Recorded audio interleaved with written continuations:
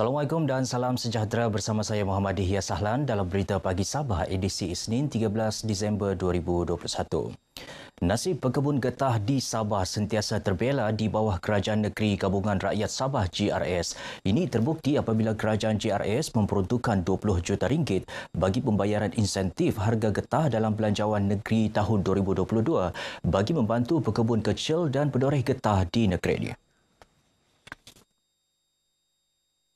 Ketua Menteri Dato' Seri Panglima Haji Jinor berkata, melalui insentif itu, para pekebun kecil akan diberi tambahan harga getah sebanyak 25 sen sekilogram bagi getah kentalan. Lembaga Industri Getah Sabah LIGS pula akan menyumbangkan subsidi sebanyak 5 sen bagi sekilogram getah kentalan menjadikan jumlah tambahan harga bagi sekilogram adalah 30 sen per tahun 2022. Katanya dalam Belanjawan 2022, LIGS telah diperuntukkan sebanyak 5.23 juta ringgit bagi perbelanjaan pembangunan selain terus menerima geran bantuan kerajaan sebanyak 11 juta ringgit. LIGS juga akan meneruskan pembangunan kawasan ladang melalui program High Impact Project Tanam Baru dan Tanam Semula Getah secara berkelompok yang melibatkan 2,333 pekebun kecil.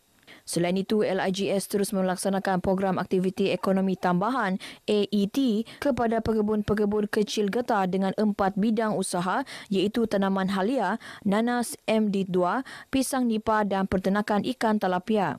Datuk Haji berkata demikian ketika berucap pada Majlis Pelancaran Bantuan Musim Tengkujuh BMT di Tuaran.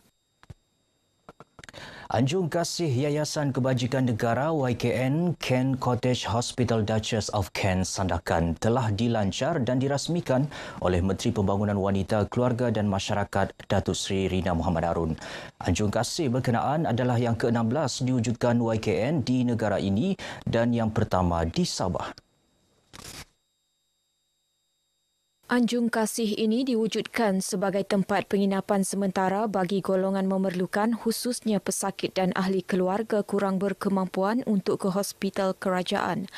Alhamdulillah di Sandakan ini kita mendapat tajaan utama daripada pihak Petronas yang telah pun sudi untuk menyumbangkan pembinaan dan juga untuk anjung singgah kita yang ini boleh menempatkan sehingga 60 orang ahli keluarga pesakit terutama daripada golongan B40. Datuk Rina turut memaklumkan perkhidmatan Pusat Sokongan Sosial setempat PSSS secara bergerak akan diperluaskan di Sabah dan akan memulakan operasi tahun depan. Anjung Kasih YKN Hospital Duchess of Kent Sandakan sebelum ini merupakan kuartus hospital yang dinaik taraf secara CSR melibatkan kos RM1,3,500. Penginapan percuma itu dilengkapi 60 katil, tandas, surau, bilik mandi, ruang makan, bilik mencuci, pantry dan ruang rehat.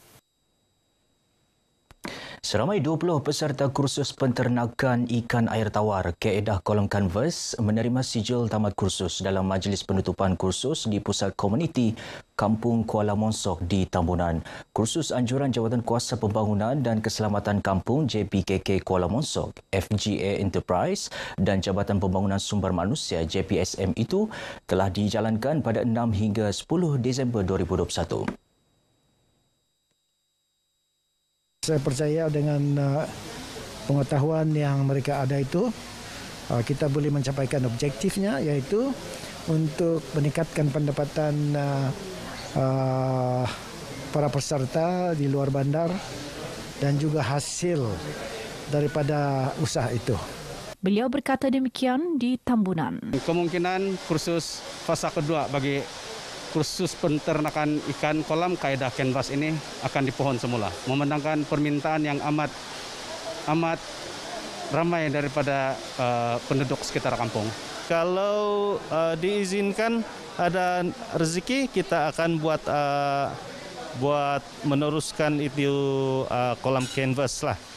Kolam canvas. Sebab dalam kursus ini kita telah dibekalkan ala bantuan daripada JPSM. Kolam canvas tu kan dengan submersible pump dan benih ikan tilapia.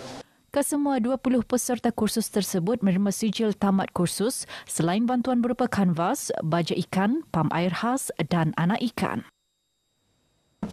Satu jabatan kekal di Jalan Kilometer 14 berdekatan Kampung Liau Laut Apin-Apin Keningau Tambunan yang terputus pada awal bulan November lalu akan dibina dalam tempoh 3 bulan.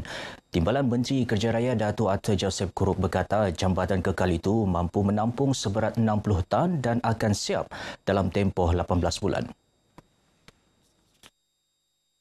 Kita menjangkakan kerja untuk pembinaan jambatan yang baru boleh mula mungkin dalam masa 3 bulan. Dan setelah itu ia mungkin mengambil masa selama 18 bulan mungkin untuk disiapkan jambatan yang baru, dan kita harap bahawa jambatan yang baru itu Steel Bridge bolehlah menyelesaikan masalah tanah runtuh ataupun jalan yang putus di sini. Beliau berkata demikian kepada media selepas membuat lawatan kerja di jalan berkenaan di Keningau. Datuk Arthur turut memaklumkan kementeriannya juga telah menubuhkan satu badan jawatan kuasa bertindak dengan kerjasama konsesi Jabatan Kerja Raya JKR Malaysia bagi menangani sebarang kemungkinan tanah runtuh di bawah Jalan Persekutuan untuk tindakan lanjut. Buat sementara, jambatan Bailey sehala digunakan untuk laluan kenderaan tidak melebihi berat 8 tan. Baik perkembangan semasa COVID-19, Sabah mencatatkan jumlah kes harian terendah sejak 29 Jun dengan hanya 197 kes baharu semalam. 90 kes lebih rendah daripada sebelumnya, manakala hanya satu kes kematian direkodkan iaitu di Keningau. Menteri Kerajaan Tempatan dan Perumahan Datuk Seri Panglima Masidi Manjun dalam kenyataan berkata 8 daerah mencatat sifar kes dengan 13 daerah di bawah 10 kes. Seramai 194 daripada 197 pesakit atau 98.48% kes yang dilaporkan adalah dalam kategori 1 dan kategori 2. Tiada pesakit dalam kategori 3 dan kategori 5, manakala seorang pesakit dalam kategori 4. Bilangan pesakit sembuh terus mengatasi kes baharu dengan 335 pesakit sembuh menjadikan jumlah kumulatif 227,760 orang. Baik saudara, sebelum beralih ke berita seterusnya, kita ikuti statistik terkini kes COVID-19 mengikut daerah dan kadar vaksinasi bagi Sabah.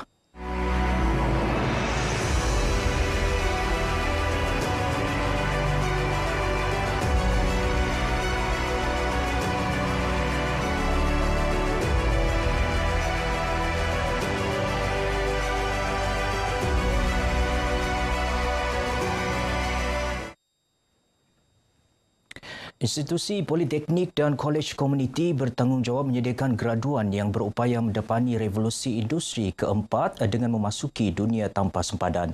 Menteri Tugas-Tugas Khas Datuk Arifin Mohamed Arif dengan melahirkan tenaga pekerja berkemahiran tinggi berterusan sekaligus menjamin pertumbuhan industri lebih mampan. Politeknik Kota Kinabalu telah melahirkan seramai 25,807 graduan, termasuk 2,611 graduan yang diraihkan pada tahun ini. Saya yakin dan percaya graduan Politeknik Kota Kinabalu yang berada di dalam Dewan ini maupun di luar sana merupakan antara penyumbang utama kepada pertumbuhan dan penjanaan ekonomi negara kita. Beliau berkata demikian sempena Majlis Convocation Politeknik Kota Kinabalu ke-25 secara maya di Kota Kinabalu. Politeknik Kota Kinabalu telah banyak mengadakan kolaborasi pintar dengan pihak industri, institut pengajian tinggi awam dan swasta serta agensi luar sama ada dalam bidang pengajaran, penyelidikan, penyeliaan pelajar, pengurusan, majlis keilmuan dan sebagainya. Convocation ke-25 ini menyaksikan graduan daripada bidang kejuruteraan awam, mekanikal, elektrik, perdagangan serta pelancongan dan hospitality. Lebih 30 jenis barangan keperluan harian ditawarkan pada harga 30% lebih rendah daripada harga pasaran sempena program jualan Keluarga Malaysia PJKM di Kota Marudu. Penganjuran kendalian Pejabat Kementerian Perdagangan Dalam Negeri dan Hal Ehwal Pengguna KPDN HEP dan Pejabat Daerah Kota Marudu ini merupakan penganjuran kali kedua di Sabah selepas Parlimen Putatan pada 4 Disember lalu. Tujuan program ini dijalankan adalah memberi peluang kepada orang ramai, khasnya penduduk di Kota Marudu, untuk membeli barangan dengan harga yang lebih rendah daripada harga biasa. Antara barangan keperluan yang ditawarkan dalam program ini adalah daging ayam, telur, sayur-sayuran, minyak masak, gula, beras, tepung dan barangan yang telah diproses. Dia amat memuaskan lah. Habis kebanyakan semua yang betul-betul keperluan harian sangat-sangat membantu bagi kami yang golongan yang berpendapatan rendah lah. Saya rasa program ini baiklah untuk semua rakyat lah. Jualan dia ada banyak yang diskaun. Susah mau dapat minyak yang yang dalam pek-pek nih. Macam saya ini kan berjual kuih. Kalau guna yang dalam botol mahal sangat. Jadi kalau yang dalam plastik ni ada murah sikit lah. Program Jualan Keluarga Malaysia PJKM telah dilancarkan secara rasmi oleh Perdana Menteri Datuk Seri Ismail Sabri Yaakob pada 2 Disember lepas di Ibu Negara. Pergerakan Pemuda UMNO bahagian Kinabatangan akan memperkenalkan program Jana Pemuda bagi memperkasa dan membantu meningkatkan ekonomi belia serta Ketua Isi Rumah Miskin Tegara di kawasan itu. Langkah tersebut juga mahu golongan berkenaan dapat keluar daripada belenggu kemiskinan selain mendepani cabaran ekonomi masa kini. Ketuanya Muhammad Kurniawan Naim Mokhtar berkata menerusi program ini, golongan tersebut akan didedahkan dengan pelbagai kursus berkaitan bidang kemahiran antaranya elektronik, digital dan ekonomi kreatif bagi membantu mereka menjana pendapatan kelak. Mencari dana bagi menjalankan program-program ini secara percuma ataupun ditanggung sebahagiannya oleh Parti UMNO itu sendiri. Dan kita juga akan bekerjasama dengan mana-mana agensi kerajaan. Beliau ditemui dalam persidangan Pemuda UMNO bahagian Kinabatangan 2021 di Sandakan. Katanya UMNO Sabah komited mengekalkan dan mengukuhkan Gabungan Rakyat Sabah GRS sebagai menghargai mandat rakyat pada pilihan raya negeri ke-16 lalu.